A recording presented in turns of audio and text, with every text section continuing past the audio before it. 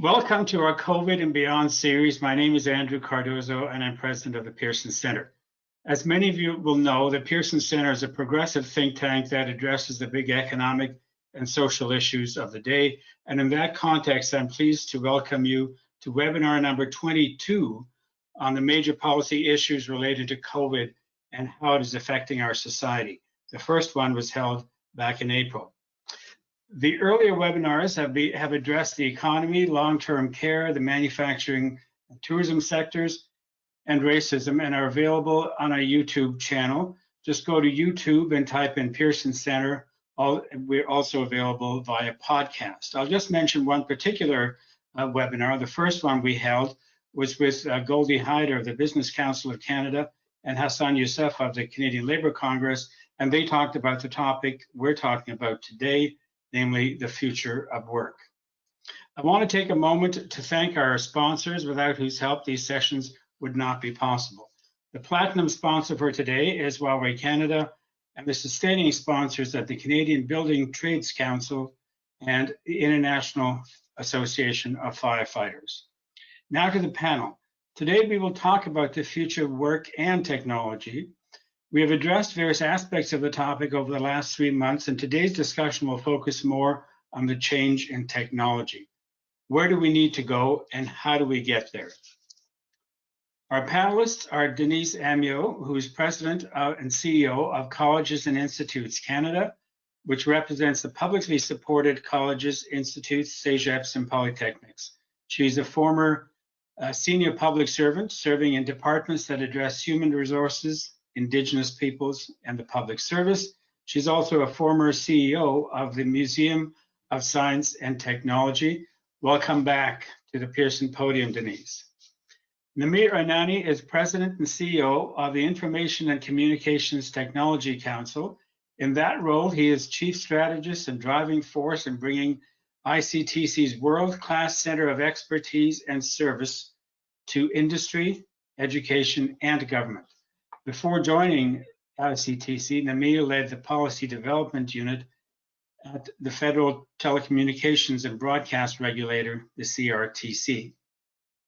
Our third panelist is Steve Liu, who is Vice President in Public Affairs and Communications at Huawei Technologies Company Limited, currently overseeing Huawei Canada. The Huawei Canada's Public and Government Affairs file. He has worked for the company for 15 years. I'm delighted that our moderator today is Professor Jonathan Calof. He's a member of the Pearson Center Advisory Board, Professor of International Business and Strategy at the Telfer School of Management. He is a Competitive Intelligence Fellow at universities in Canada and abroad. With regard to the format, the panel discussion will last about 40 minutes, and then there will be time for Q&A with you, the audience. We will end promptly at 4 p.m. Eastern Time. So please use the question box on your screen, and we will get to as many questions as we can. This session is being recorded and will be posted on the Pearson Center YouTube channel later this afternoon, and also be available via podcast. With that, over to you, Jonathan Calof. Thank you, Andrew. It's a pleasure to be involved with you and with the Pearson Center, and I'm looking forward to today's webinar. More importantly, because if we're going to have a topic about COVID-19, the impact on work, how work is changing, I can't think of a better group than the one we have here. I'm going to start off by saying most of you should have woken up this morning, seen on CBC or seen in your newspaper a headline that says COVID-19 may have changed office work forever. So it's very interesting to see it. All of this is about not just what are the jobs of the future, but what are the key skills that are required as we move forward and how fast we have to move forward. If you want to think about it, Denise, you are, I mean, not just because you are in charge of that entire group of colleges and institutes, you've also got the university background. Not mentioned was that you were on the board of governors of my university and HRDC. You've got that whole overview.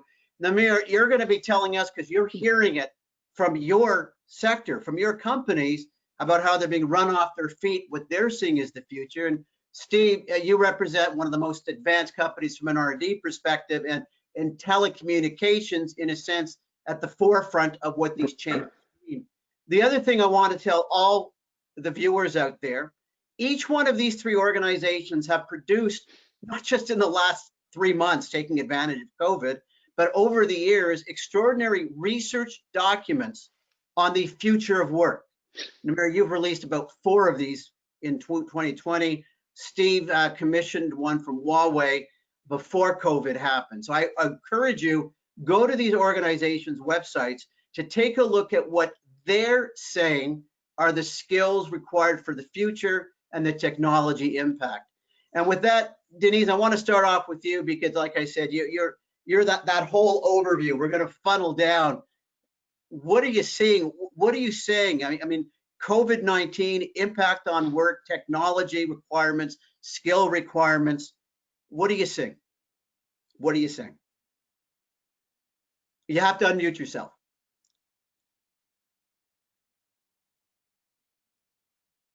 Okay, sorry, Jonathan. Thank you very much. When you mentioned what you had seen in the media, I thought you would talk about what was also in the Globe and Mail this weekend, saying the future of work is already here. So what is interesting when we talk about the future of work, in fact, we talked about it in a COVID context, but guess what? We were talking about it pre-COVID as well. I don't know how often Namir and I had conversations, in fact, on the future of work. What does it mean? What can we do to support companies? How can we ensure that the college and institute system is responsive? And the one thing that I would say that is important in this context is really the ability to continue learning. Right now, upskilling and reskilling are the word of the day. You cannot continue just the same way. And if COVID has shown one thing, is the importance of continuing to learn. And when I see this, I'm not only talking about digital skills, but also ability to adapt. If we've seen something during COVID, is to have this muscle about how to adapt and be resilient. And also how to develop relationships virtually. That's a new skill. And I'm fascinated whenever I meet new people right now that I've never met in person, how some get it and some don't. And it's an art also to be able to develop those relationships with people in a virtual world. And the last thing that I would say is that the workplace is changing right now, because the workplace can now be anywhere, but also anytime. And the worker can be also anywhere. And the worker can be and need to be agile to a new world that is out there. I know you want to talk to the others, so I'll stop for now, but I'll come back. But Denise, you will definitely be back. I want to point out that pre-COVID, the Conference Board of Canada, in looking at colleges and universities, said we do a good job on the hard skills, we don't do a good job on the soft skills. So you're commenting about adaptability, resiliency, and most importantly, creating relationships virtually. Bang on in terms of what we're going to need to do. So we'll look at those as we go through. Namir, what are you getting from your sector in terms of the skills and jobs for tomorrow? And I love what Denise is saying. We were starting on this pre-COVID. Yeah, I mean, I think this whole new environment, despite the reality and the human and economic toll that we've seen as a result of the pandemic, is that the COVID-19 has catapulted us into the whole digital realm much faster than we have anticipated in the last number of months and the last number of years. And while many sectors have seen the full brunt of this environment, from the retail to the hospitality and travel industry, many actually are resilient and thriving in that space. From the e-commerce to online learning to health, online health and others, and digital banking. The common denominator has always been either they are companies that are digital by default, or born digital, or have transformed fast in that environment. But also the COVID-19, as Denise mentioned, is made us all move into this work from home landscape. And that work from home landscape has really changed the conventional wisdom that we've had all the time in terms of that we need everybody in these core hours in an office space to create that productivity and that environment. But I think the other dimension of this working from home space is that it transcended that habits and expectations to the way we transact with the market. So we are hence doing more online purchasing through e-commerce. We are dialoguing with our doctor online. We're doing a lot of online learning capabilities, which given more rise and more uptick in some of these companies to adopt more cloud business, to do more data analytics, to do more user interface and graphic design and others. Most of the skills that are now up in demand and high in demand going forward, and hence is, if I know that we were talking about it before the discussion, I'll stop here, is that as much as we were a little bit, compared to other peer countries, not adopting technology to the extent necessary, I think the COVID environment has changed that dimension, that realm, and it's fast tracked us into a whole new environment. The question now is, how do we accelerate this, since every other country is on the same level playing field, is how do we make sure that we're ahead of the game in that space and the talent development that's going to create the innovations and creativity of the future. Interesting, Namir. So that your position would be that Canada was behind on digital transformation, and if there's any positives on COVID-19, it's accelerated us moving towards the rest of the world, which is a rather interesting way to look at it. Agreed. And I think more and more, I mean, according to our studies and many other research around broad-based around the world, is that most of the recovery, the economic recovery, is going to be digital led. And hence the whole environment is now shaping in that space. Because if you would ask me 5 years ago, what is the digital economy compared to now?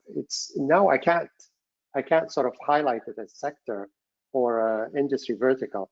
The whole economy is a digital based economy, whether it's a manufacturing, retail, hospitality, everything is in that space.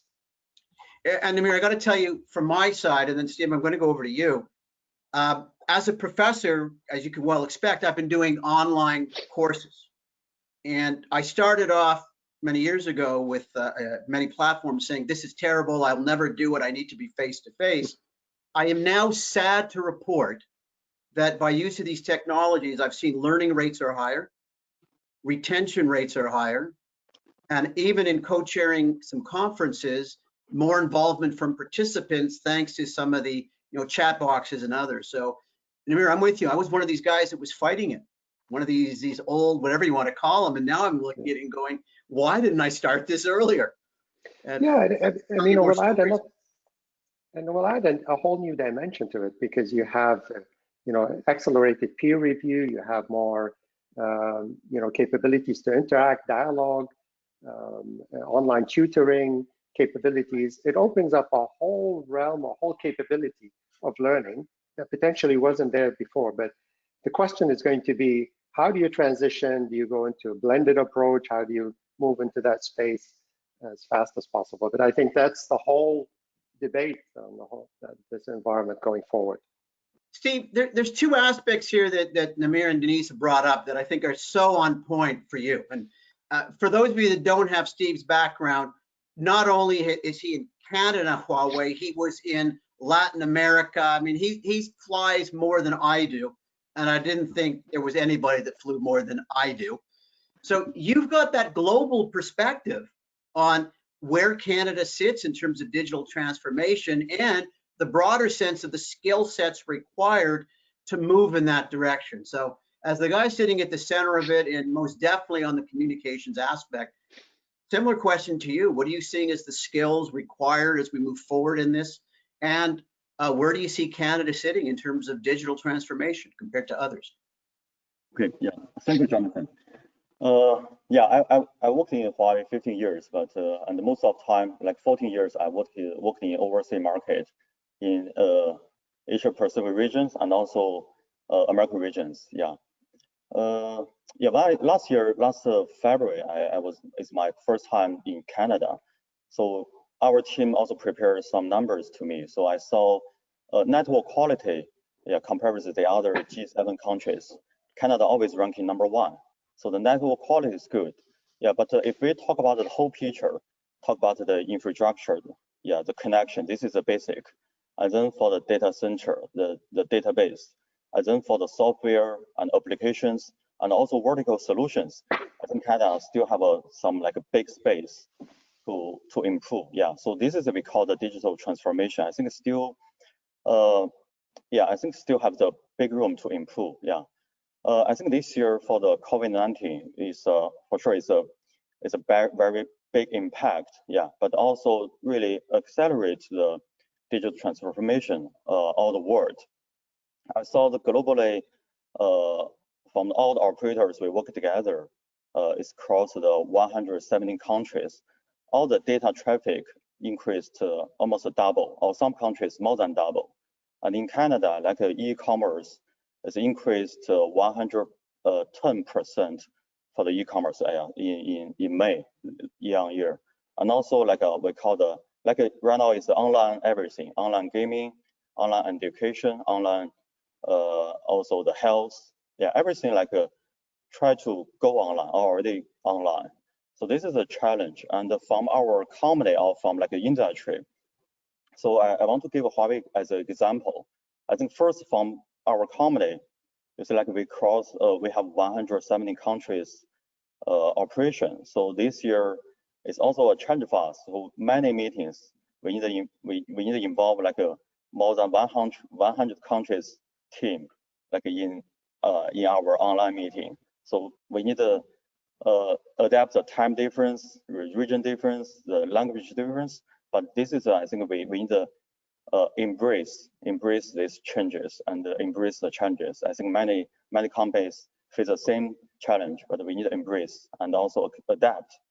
I think first, and for sure we also in our company we supply some like a basic training to all the employee how to, yeah, like even some basic how to join the online meeting, yeah, how to create the online meeting. So some basic knowledge from our company, and also many R&D. You see, like we talk about 5G, and 5G involved 10 different countries in the world, yeah, from our company. So Canada is also very important one.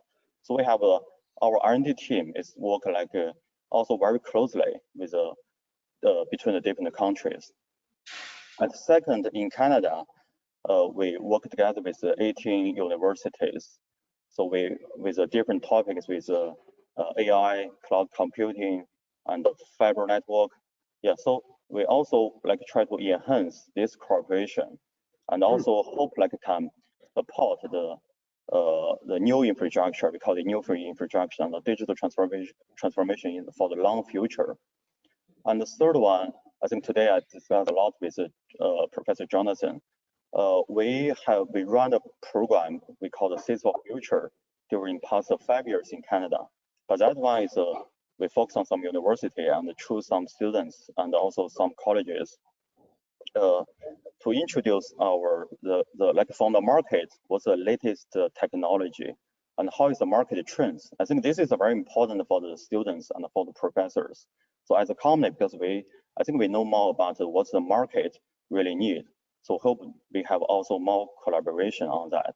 But on the other hand, so this year we start working together with some continuing education group, yeah, education center, like Seneca.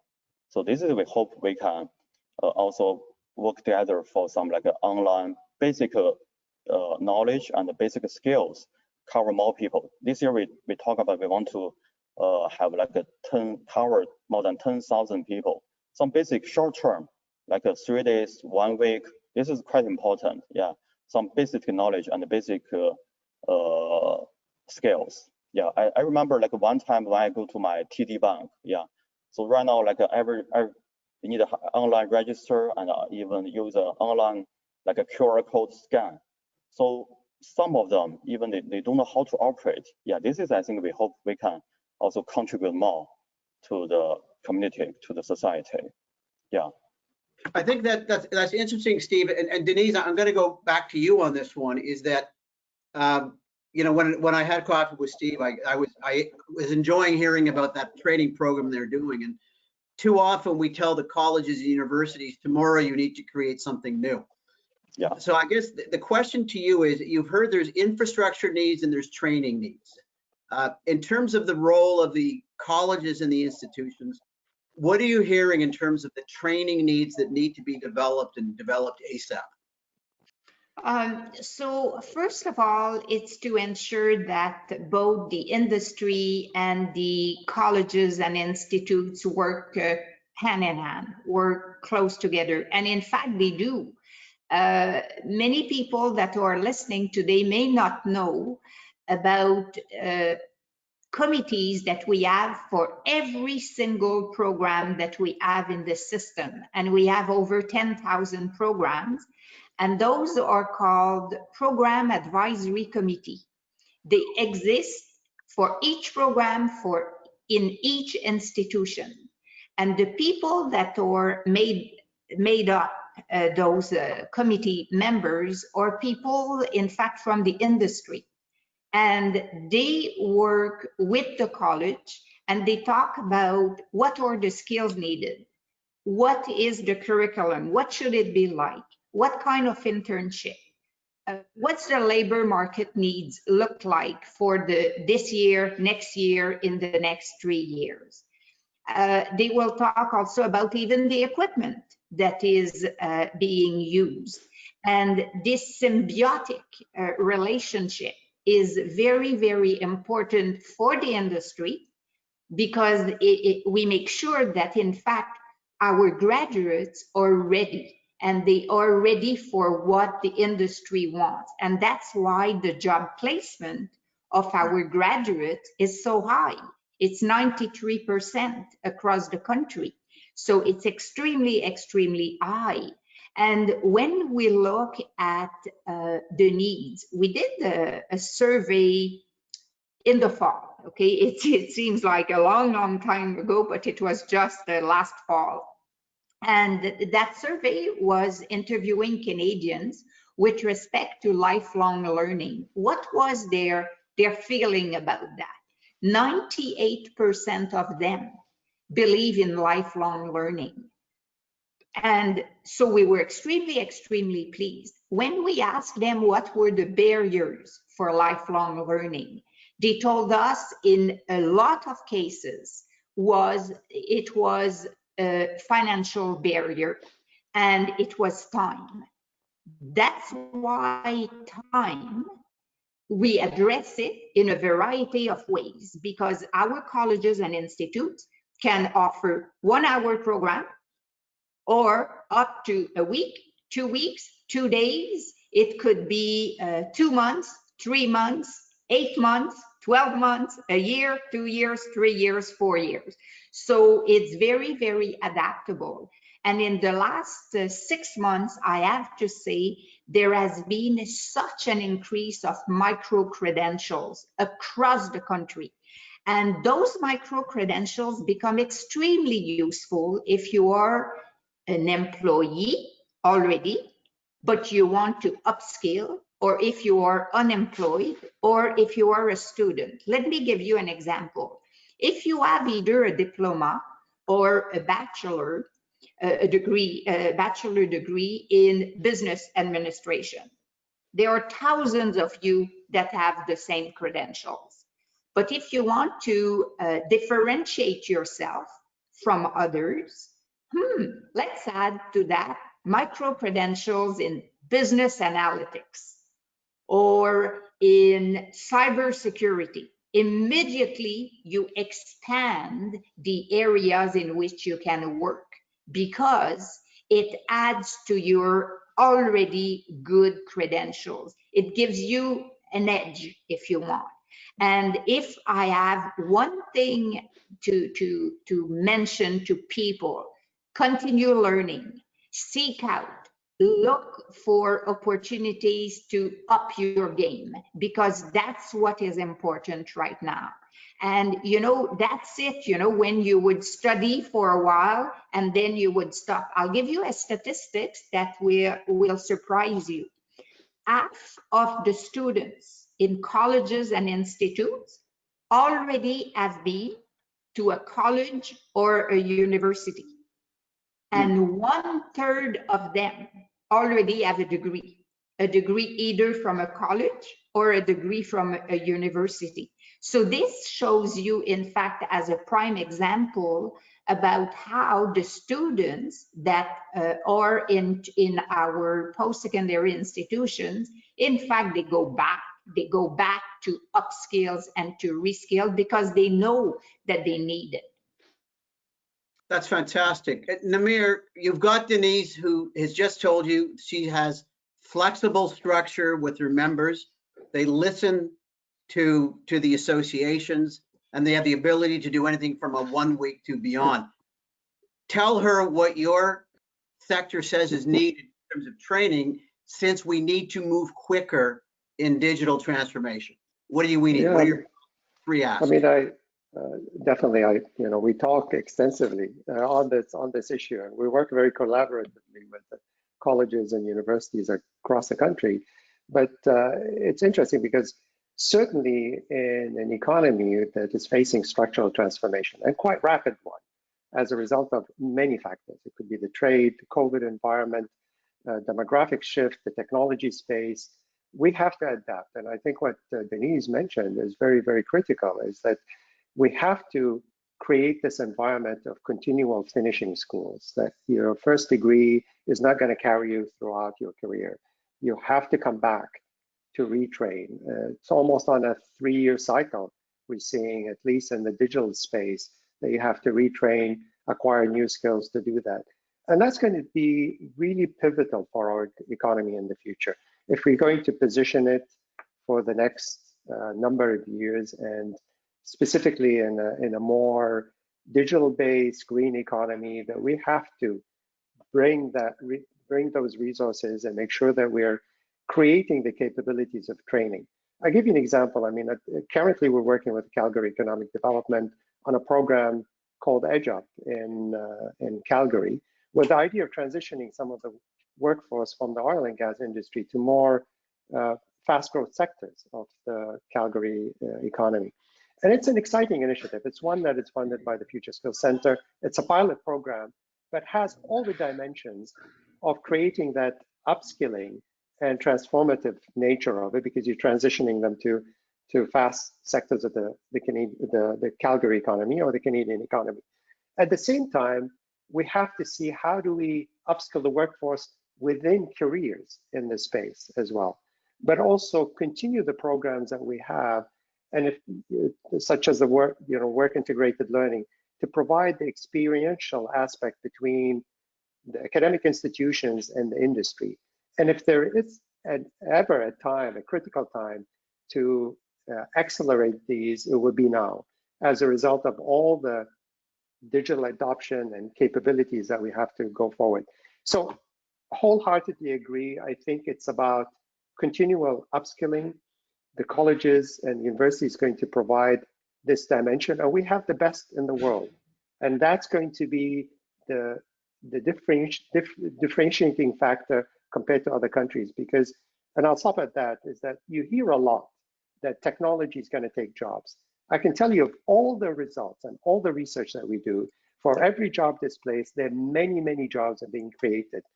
But the critical component of our success factor is going to be the academic institutions of how to reskill and upskill and translate it into the labor market of tomorrow.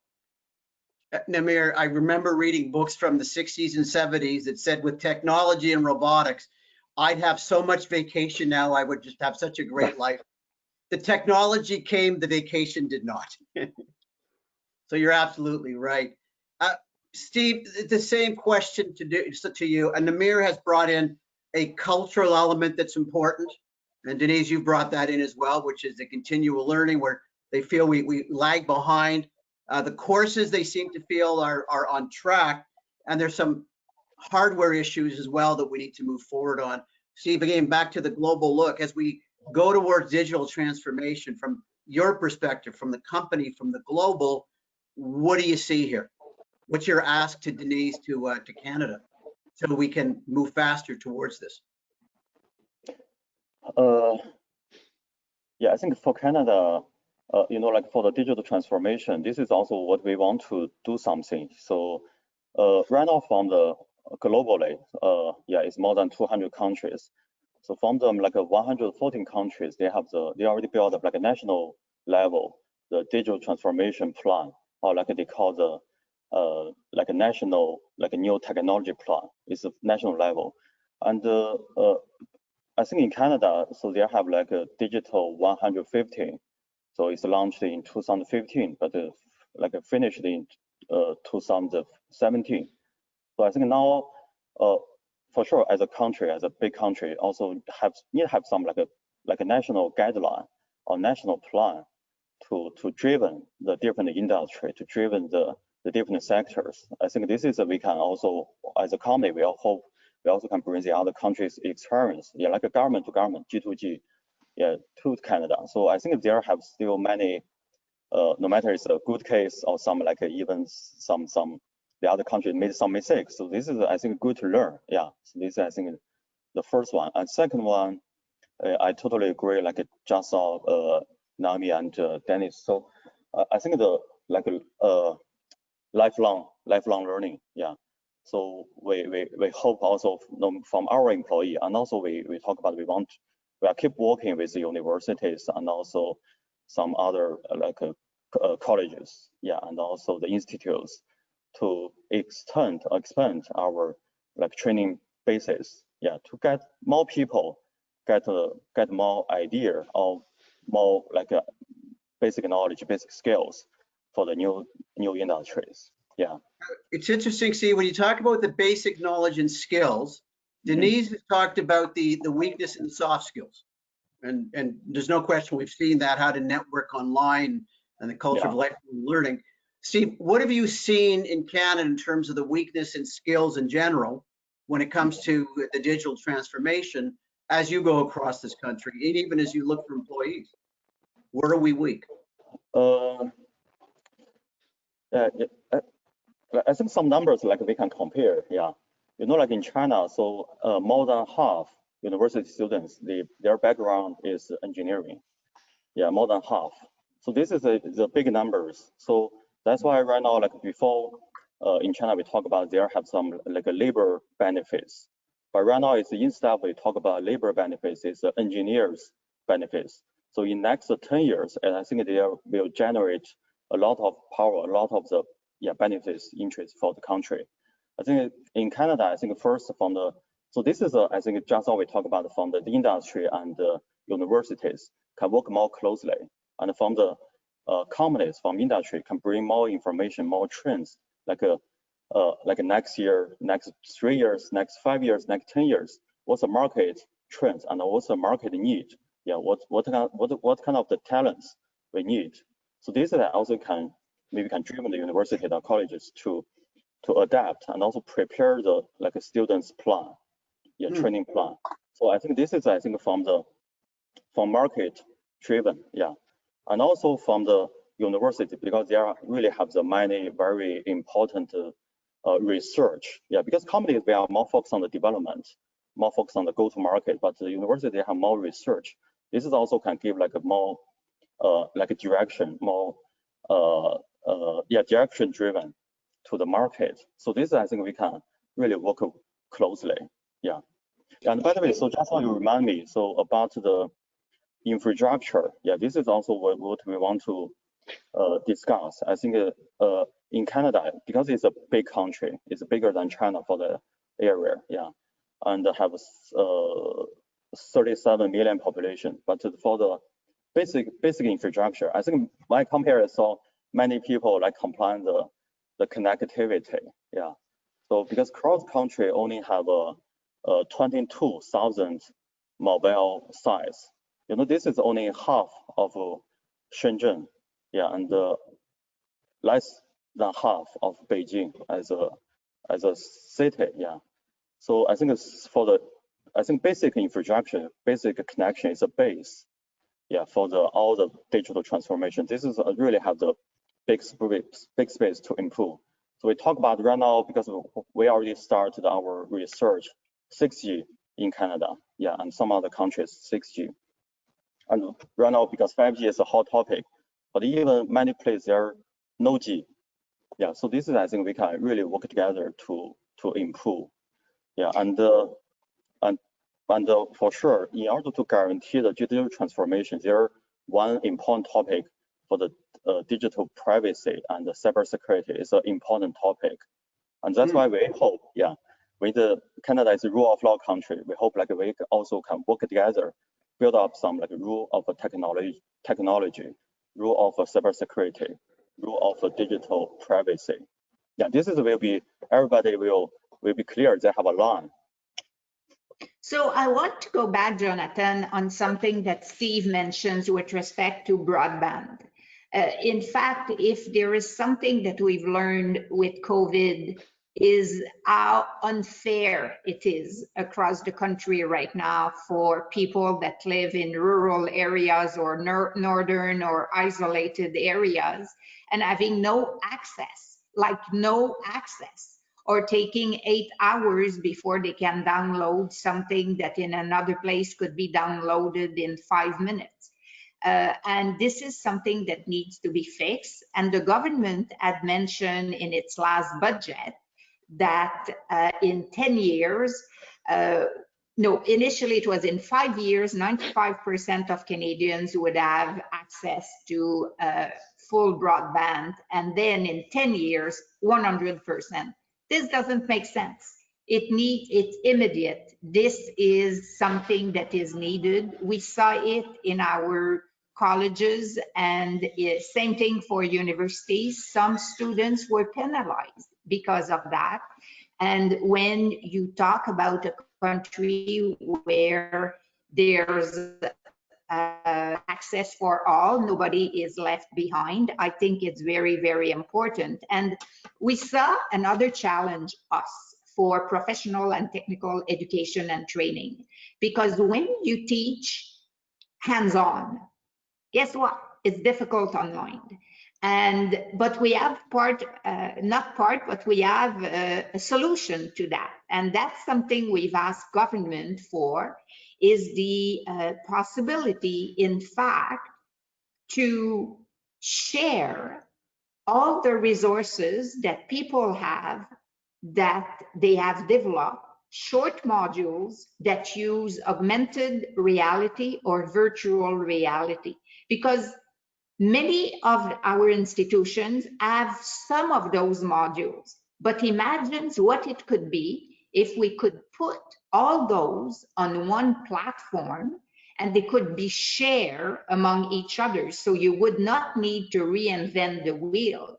And we have examples of colleges that have done it for manufacturing, for mining, for inhalotherapy, and it's fabulous. But each of those, they cost for 5 minutes, 10 minutes, they cost between 15 and 20K.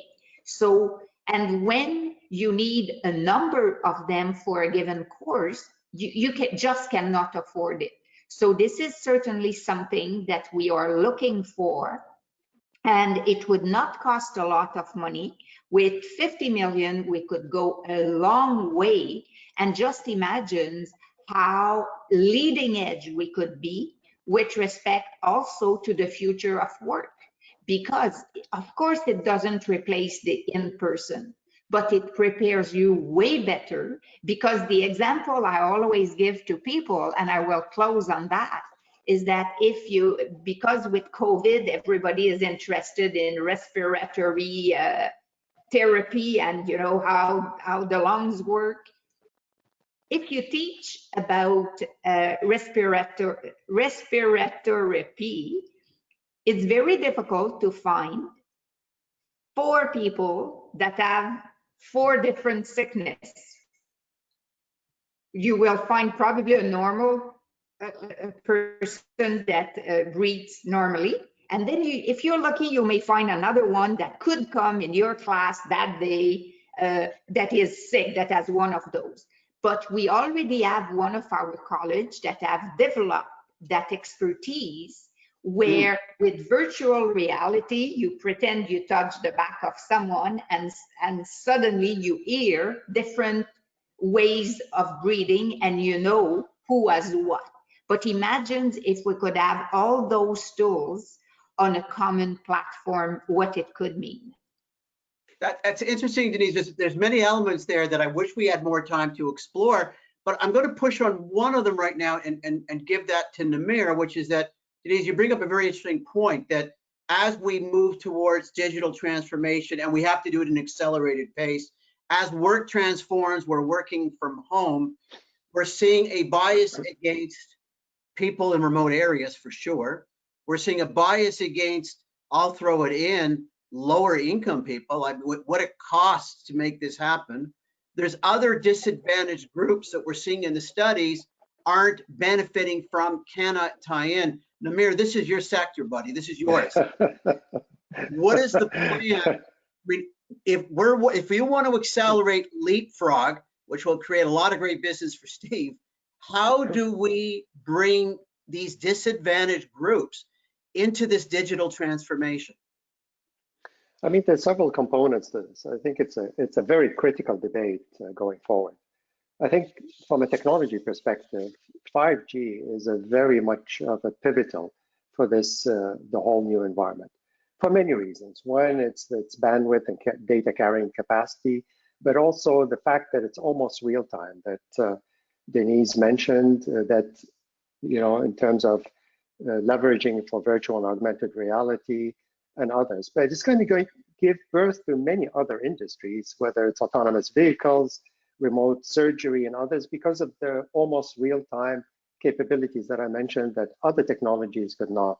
So fast tracking that for Canada is going to be very important in the next number of years, because that will give us an edge in terms of the deployment of that technology, but also unleashing a lot more applications in that space, because I think the win is not just in the deployment of the technology, but how do we transfer that into applications on autonomous vehicles, applications in telemedicine, advanced manufacturing, and others.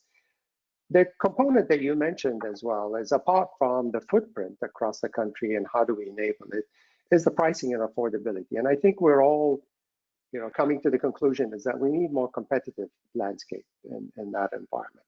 That's only what I mean. There's a lot of reports out there showcases that we are maybe not as competitive as other countries in terms of the pricing and affordability of these devices. The reality is there. There's enough information on this data, and I think it's if COVID has brought anything to bear, is that broadband is critical enabler for our environment in the future, and hence specifically in also a data economy that we all talk about, that accelerating the capabilities of 5th generation mobile, increasing the footprint across the country, introducing more competition for pricing and affordability will be very much critical in the next number of months. I think I'd like to add something also to what Namir said, because I think if we are serious about not leaving people behind, and we are serious, there are two major factors. One is inclusion, and the other one is access. So when we talk about inclusions, we need to make sure we know how to reach out to people, but what is the best way for them to learn. So the example I will give is our colleges have adapted a number of their programs, a number of their courses that are specifically made for Indigenous populations. In fact, we have hundreds of those. I think it's 300 something across the country that are tailored specifically for Indigenous populations to serve the needs of their own communities. And just to give you an example, I love statistics. We have right now the same percentage of indigenous that have a diploma as the percentage of non-indigenous that have a diploma. We have the same percentage. And so, and we're extremely, extremely proud of that. And it's because we were able to tailor also the programs to the needs of the indigenous population.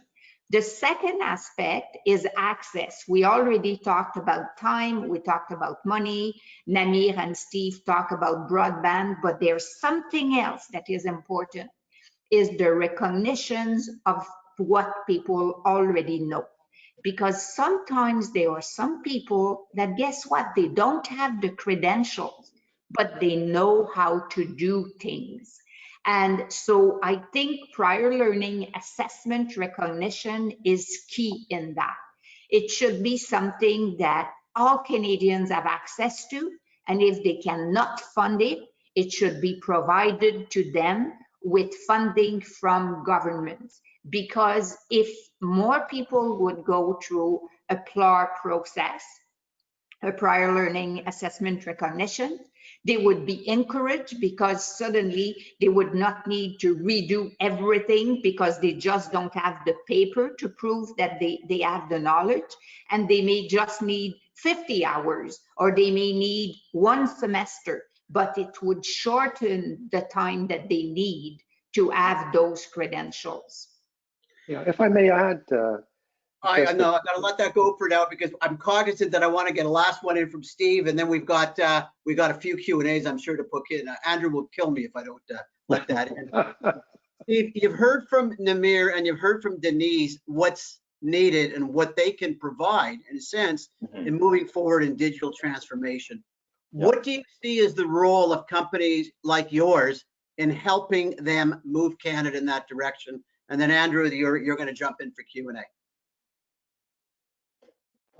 Yeah, I think today is really a great pleasure. So I think I know like Nami and Dennis. So I think Dennis just talk about you already have some programs. So this is definitely, so Huawei, I think we already talk many things. I think take action. So I really hope after this panel we can work together and find some more opportunities we can work together. Yeah, just all may mention. So Huawei is willing to also bring the other countries' experience, come to Canada. And also we want to fund more universities and also the continuing education group or center. Yeah, so to have the to cover more people. Yeah, to have the basic knowledge, basic skills. Yeah, this is we really hope to contribute more. Denise, this is a public forum. You heard him say it. He's got some money for you. We'll leave it at that, and I appreciate that offer because it's very necessary that we have a range of organizations helping to create this environment. Andrew, back to you, buddy. I know we're running out of time, but I could have gone for another hour with this group. Well, thank you, Jonathan. We've had a few questions, and I'll just pose them to the panelists as fast as we can. So the first is on coding. Many people have been saying that all students should learn coding. What is your view? And if I can add to that, what would you define as the minimum level of technical education that's, let's say, high school, that students should have graduating out of high school? And maybe Namir, I'll start with you. Yeah, maybe, happy to. I think coding alone is not sufficient. I think it's, we have to recognize that coding has to be complemented with more industrial context environment, because a coder that graduates with a certain environment working for, let's say, the retail industry has to understand the demographics of this market, how to upsell and cross-sell and code against that. The same coder, if they go to the health sector, and the health sector will say, well, I need you to have a better understanding of this environment in terms of how to code to understand the impact of immunization on the larger population, or the effect of medication on larger population. So industry context is going to be important. Obviously, the softer skills, the learnability, the creativity, all of those play a greater component, because industries, what defines them is really the innovation, and to have talent that can go beyond the coding capabilities, but also provide some creativity in terms of how to use that coding to innovate and increase the value chain of the business in terms of scale and scope is going to be where the necessary aspect. I think coding should start as early as possible, to be honest. It's not, it's an aspect that we should be starting at school. And that's the inclusivity dimension as well. We should be encouraging more and more. If you ask me, as we do a lot of our analysis and projections, there aren't enough engineers in Canada to meet the demand. We have to look, we have to widen the net, and we have to look at the schools. We have to bring more into the STEM, but also from outside the STEM in the post-secondary educational system to be part of this digital space. And Namir, do students who are not in STEM, who are in the arts, do they need to be learning coding as well? I think if there is a potential for a working environment in that space, they should learn it. There's no reason why there shouldn't be a confluence of different skills that we will be creating for the future, knowing very well that our economy is digital and will be ever more digital in the next number of years. It's a prerequisite to succeed in the labor market of tomorrow. So knowledge of that space is going to be pivotal in the next number of years.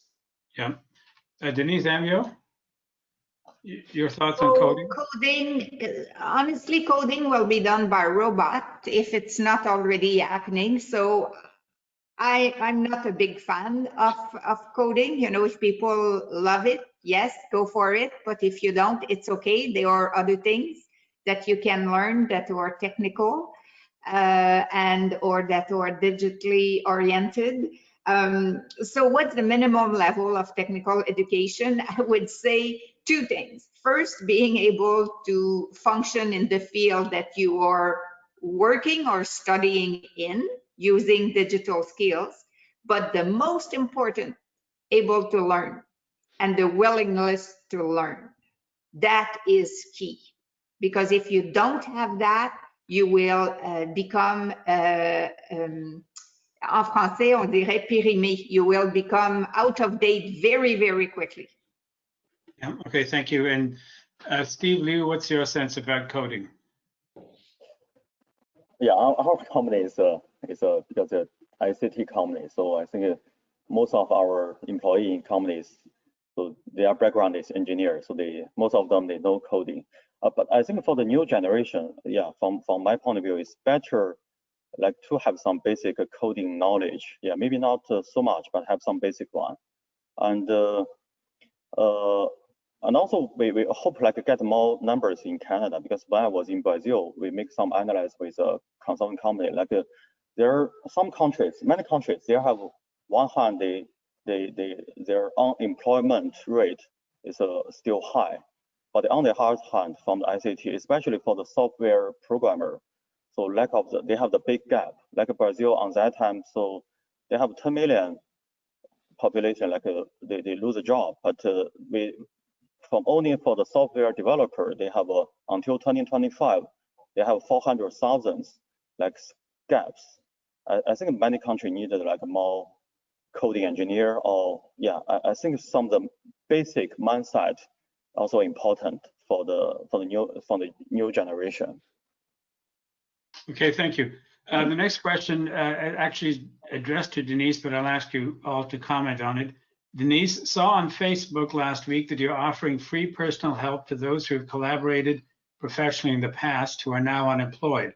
Fabulous idea. Any comments from you and others on how this could be expanded to help others to avoid a sense of helplessness and hopelessness among job seekers? Okay, I didn't expect that question for sure. And in fact, I will reveal to everybody that I recycled the idea from someone else on LinkedIn. And I thought, how come I didn't think about that earlier? And so immediately I cut and paste and I made sure that I was making the offer. What is interesting is that there are people that have reached out and that have asked for some support. And very often it's just a name of someone or it's an encouragement. But how do we make sure that there's more of that? Please just cut and paste or copy, not cut, copy and paste what you see, because it's a way to support each other. And I think in times like what we are going through, every way we can help others is important. Steve, do you have a quick comment about helping people? Sorry, could you repeat your question? So the question was, at this time when a lot of people are unemployed, do you have any thoughts about helping people and giving them advice about how to get into the field? Yeah. So yeah, that's why just now I mentioned. So from companies, yeah. So we hope like fund some not only universities but also the colleges, yeah, to supply like more people have some basic ICT knowledge and skills. So hope this is can help more people get the jobs. Yeah. Okay, thanks. If you don't mind, Steve and Denise, I'll ask you one more question about a national skills strategy. We've been talking about that. There is a national skills strategy, but given that education is in the domain of the provincial governments, just quickly a thought on, is this holding us back from being able to really compete nationally, the kind of thing that Steve was talking about as we compare ourselves to China or other countries? Do we need much more cooperation at the federal provincial level?